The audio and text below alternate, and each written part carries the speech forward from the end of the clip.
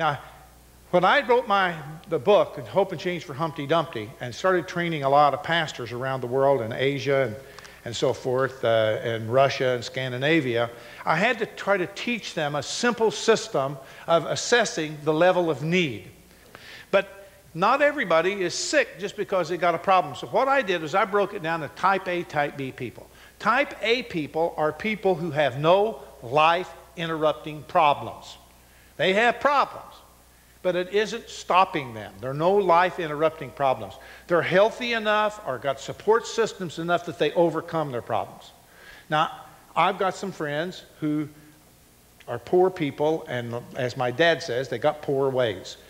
And they have no resilience in their system, so when a car breaks down, they have a flat tire, they don't have any money in the bank, they've never had a checking account, so if anything happens, they're right down at the bottom. They can't bounce back. You understand what I'm saying? But type A people got something they can bounce back, or they've got a family, they've got friends around them. If they have a need, their car breaks down, it can help them. And they've got enough psychological and emotional and spiritual energy that they can make it through problems. Everybody is a problem, has a problem, lives with a problem, or makes problems, or all of the above. But people in type A people make it through. They're able to go on and go to work. They're continuing able to go to school. They bounce back. They go to church. But people at type B people, life interruption problems, it really throws them off the track. They can't make it. Now, so there's a difference in dealing with type A people and type B people. The intensity of what they need is very, very different. The church needs to be able to work with both.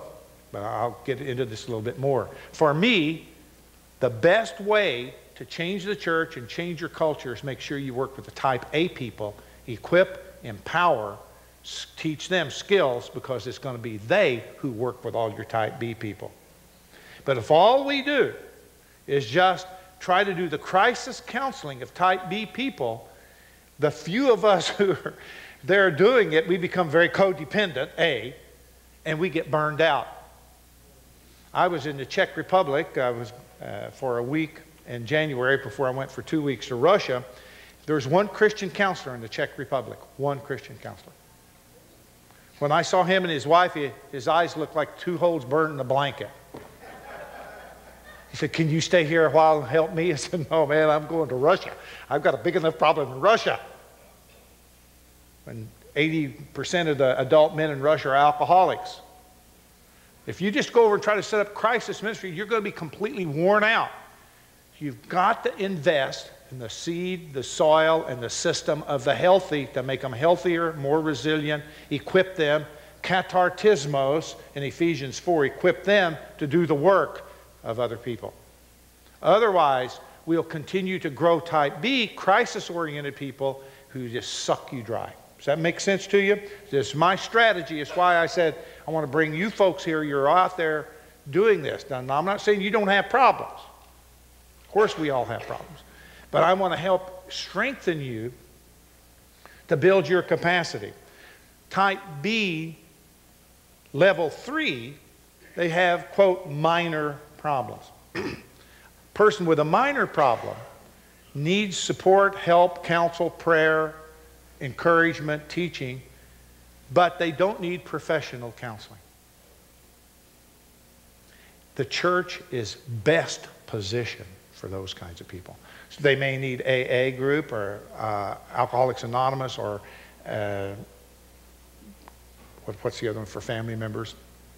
Those kinds of groups, divorce prevention, premarital preparation, etc. Critically important that those people have some place to go to get help before they go down to level 4 and level 5. If we don't help people at level 1, 2, 3, and they get into a crisis, they'll drop down to level 4 and level 5 and be paralyzed, go into clinical depression, clinical anxiety, get divorced, etc.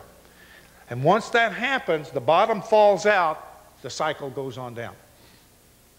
Many, many programs put the investment of all their money in type 4, type 5 people.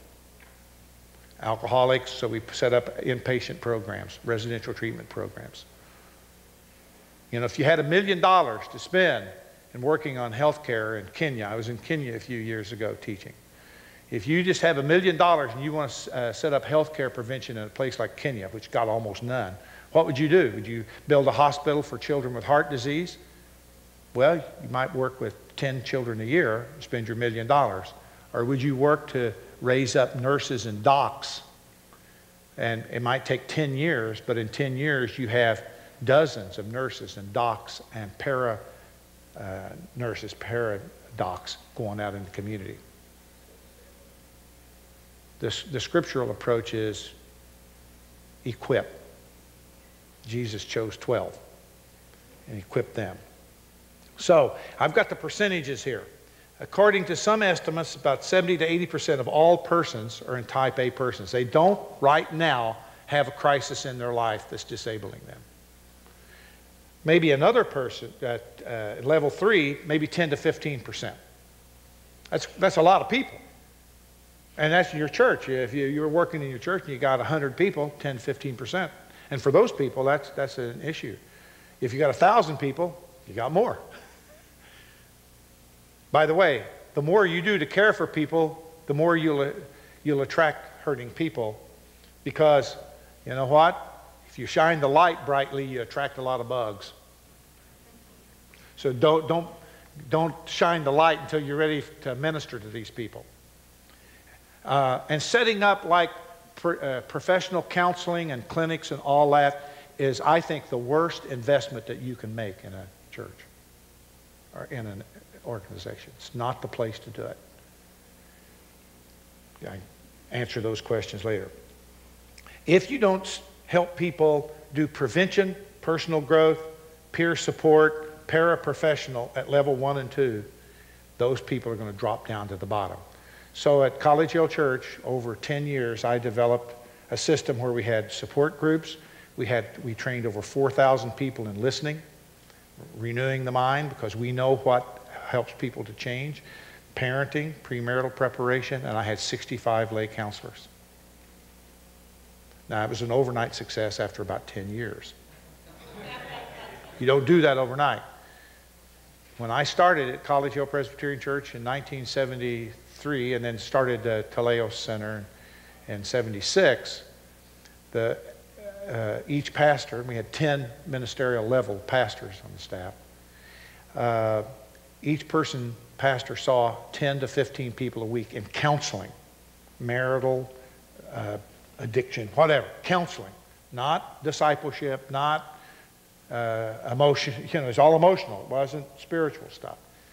After I developed a Teleios Center, how many hours do you think people spent a week doing counseling? 0. They never did any. All of it was done with the lay people that we equipped, 100%.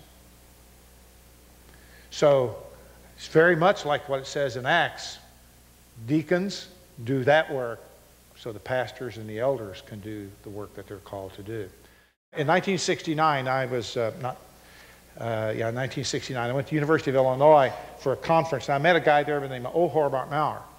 I'd never heard of him before, but he was a famous agnostic psychologist. And I was in a group with him, and he said the early Christian church was the most powerful therapeutic community the world has ever known. I said, man, I never heard that in graduate school, I'll tell you for sure. He said, I'm an atheist. I don't know why they fooled around with all that spiritual stuff, but they had something. They changed lives. Well, I was not happy that he was an atheist, but I thought that gave him more credibility. It wasn't because that was his personal thing. Then there was another guy there by the name of Carl Rogers. Did you ever hear of him? Maybe the most widely known and recognized therapist in the United States. He said, remember this.